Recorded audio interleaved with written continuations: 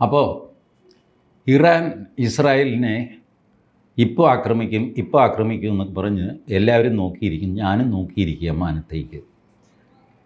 പിന്നെ താഴെ ഗ്രൗണ്ടിലൊന്ന് തിരിഞ്ഞു നോക്കിയപ്പോഴാണ് എനിക്ക് മനസ്സിലായി ഇറാൻ ഇസ്രായേലിനെ ഞൊട്ടും, ഒന്നും ചെയ്യാൻ പറ്റില്ല.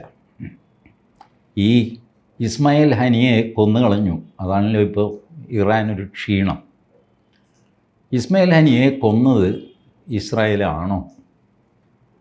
അതാണ് പ്രധാന ചോദ്യം. ഇസ്രായേൽ അത് ഏറ്റെടുത്തിട്ടില്ല.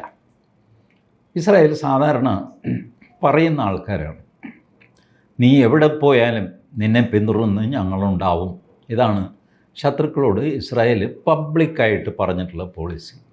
ദുനിയാവിൻ്റെ ഏത് കോണിൽ പോയി ഒളിച്ചാലും ഞങ്ങൾ പിടിക്കും, ഞങ്ങൾ കൊല്ലും.